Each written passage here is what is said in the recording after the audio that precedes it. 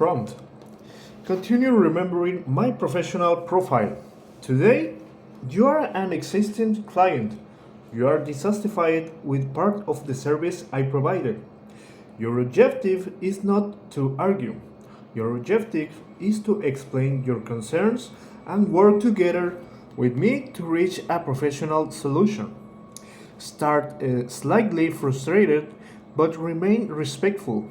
Give me opportunities to apologize, ask questions, clarify, offer solutions, negotiate, confirm an agreement, gradually become more cooperative if I communicate professionally. Maintain all previous speaking rules. Hey, thanks for taking the time to meet with me. I'll be honest, I'm a bit frustrated with how part of the project turned out. Specifically, the visual consistency across the social media content and the printed materials doesn't feel aligned with what we initially discussed. The menus and flyers look good on their own, but when I compare them to the reels and posts, they don't really feel like the same brand. I'm not trying to argue or place blame. I just want to make sure we can fix this and get to a result that actually works for both of us. From my side, the main concerns are the color palette seems slightly different between digital and print. The tone of the content, especially in captions versus visuals, feels inconsistent, and I think the branding doesn't stand out as much as we expected, especially for attracting new customers. Maybe I didn't communicate something clearly at the beginning, so I'm open to revisiting that. Could you walk me through how you approach the branding consistency across the different formats? I'd like to understand your process first so we can figure out the best way to adjust things moving forward. Hey, I really appreciate you bringing this up. And I want to start by sincerely apologizing. I completely understand your frustration. You're absolutely right. If the digital assets and the printed materials don't feel like they belong to the same family, we aren't doing the brand justice. I appreciate you being direct and constructive so we can get this back on track. To walk you through my initial approach and where the disconnect happened. I was definitely looking at the digital and print deliveries a bit too much in silos rather than looking at the broader ecosystem. Regarding the colors, when I transitioned our digital RGB colors into CMYK for the printed menus and flyers, I relied on standard conversion settings and didn't account enough for the dueling shift that happens on physical paper. That is totally on me for not doing a proper color bridge test.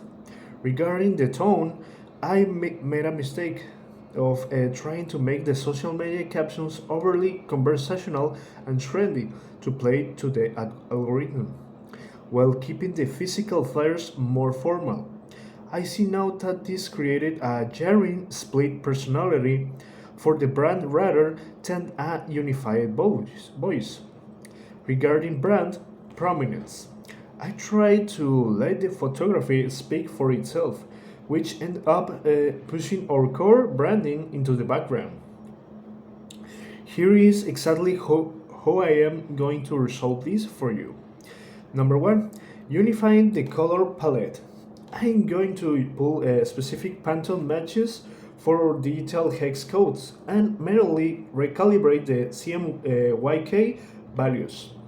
I will run a few test prints on the actual paper stock we are using to ensure the menus and flyers are a near perfect match to match what we see on our screens. Number two, aligning the tone and the messaging. I will rewrite the social media copy and tweak the overlays so the energy matches the printed materials. We will establish one cohesive, engaging brand voice that works just as well in a reel as it does in a physical flyer.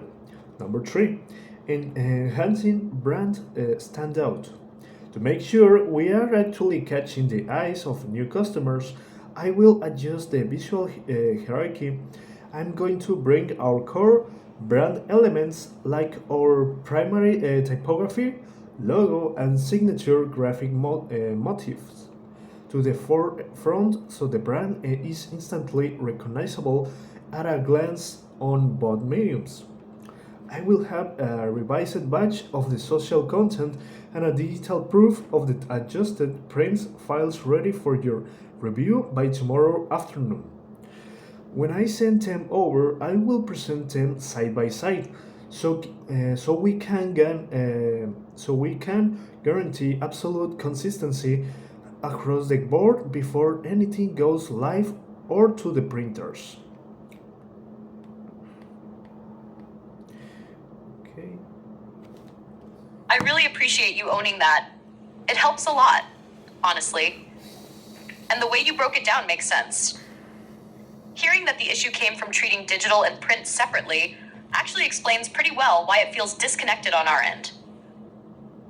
Your plan sounds solid, especially the part about doing real print tests instead of relying on standard conversions. That was one of my biggest concerns, so I'm glad you're addressing it directly. On the tone side, I also agree with your diagnosis. I understand why you went more trendy for social media, but yeah, it ended up feeling like two different brands talking. What you're proposing, finding one voice that adapts instead of splits, sounds like the right direction. I do have a couple of questions, just so I'm clear. When you revise the brand voice, will you define some kind of guideline we can reuse later, so we don't run into this again as we scale content?